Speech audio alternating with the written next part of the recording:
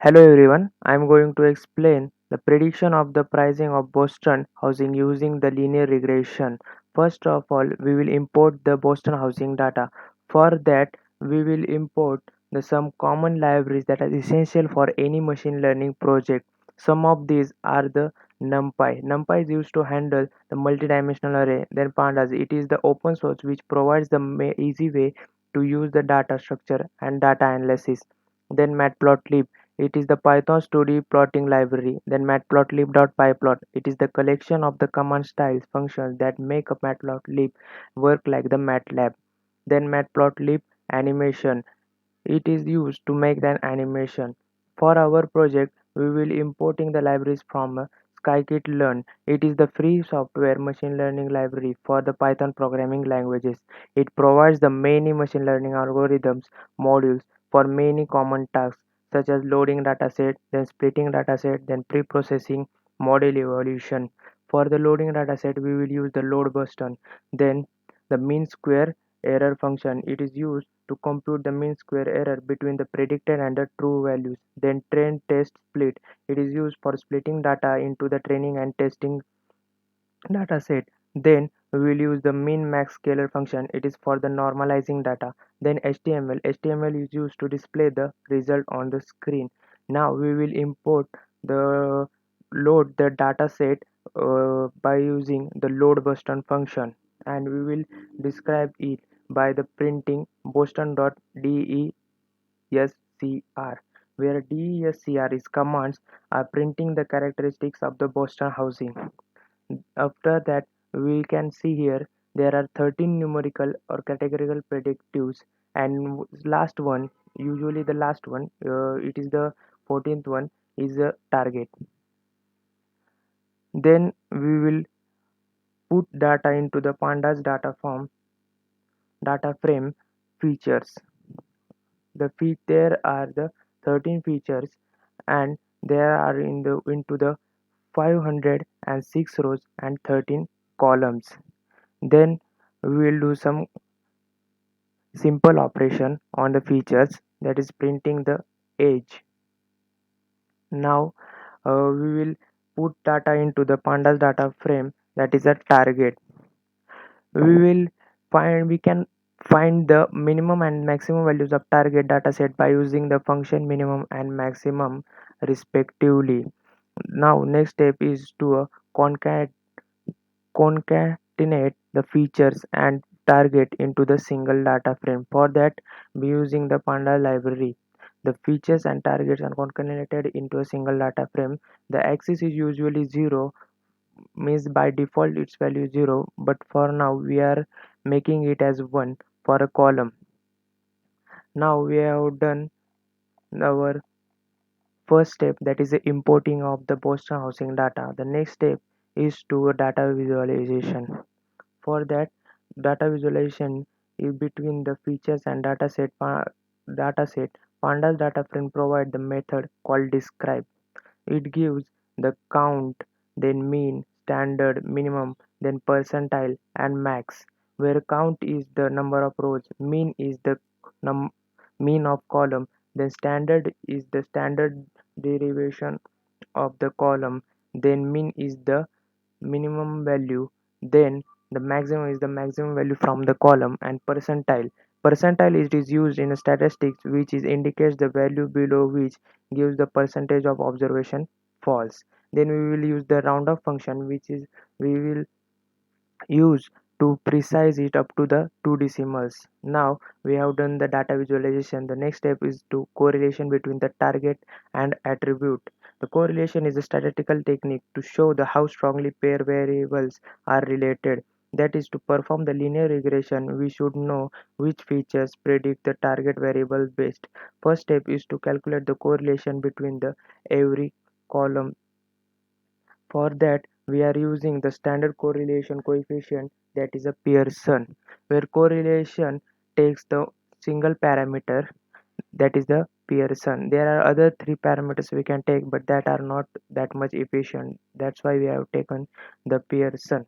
Therefore, after that we can see here a zip function. Zip function used to return the single object. Then we have shortlisted the pair in reverse order which is the correlation value as a key for sorting. For that, we are using the lambda function. It is the anonymous function. It is used to extract the key for sorting. Then we can see here the zip dot star l. It is like the making the transpose of matrix.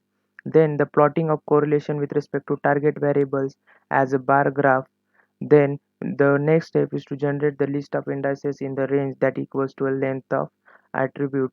Then now we are by seeing the plot, we can say that the LSTAT has the highest correlation with the target, and the CHAS has the lowest correlation with the target. Now we have done the correlation between the target and attribute. Now we can go for the normalization of the data. Normalization means to prepare data for the linear regression. The goal of normalization is to change the value such that after transformation all value lie on the common scale. Here we are taking the scale as 0 to 1. Here we can see the values of the y are very discrete and non-uniform. Therefore, to data become easy to normalization makes the data easy to interpret after the normalization. Then we will use the min max scalar function for the normalization. Min max scalar function provides the method to invert the transform to obtain the values in the original representation, so that we can compare the predicted values and the true values. Then we will use the fit transform function. It is used to compute the minimum and the maximum transform values and returns the normalized values. Here we are reshaping the dataset as fit transform function takes the only column-wise values instead of the horizontal or row-wise. Now we can after that we can see the data is normalized between the 0 to 1 value. Then after normalization, next step is to split data. For that, splitting data into the training and testing data set, we have divided data at 80% into the training and 20% into the testing. For after that, we will introduce the function name error. The purpose of error function is to compute the cost function value at the current position. Then parameters in the error function are the current value m and c, attribute x, target value t. The error function returns the error value. Then we will introduce the update function. The purpose of the update function is to calculate the gradient at the current position. The parameters for the update function are the current value of m and c, attribute value x, target value t, and the learning rate. It returns the updated value of m and c. Lastly, we will introduce the gradient descent function. Its purpose, there are two purposes. First is to apply the gradient descent at cost of function, and second is to obtain the best fit value for m and c.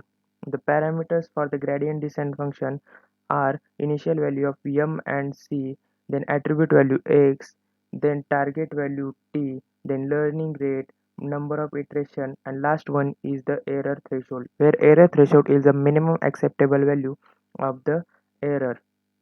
After that, we can see we have calculated the time for the splitting of the data. For that, we have initiated used the magical command double percentile time, where double percentage denote the working in the slow mode.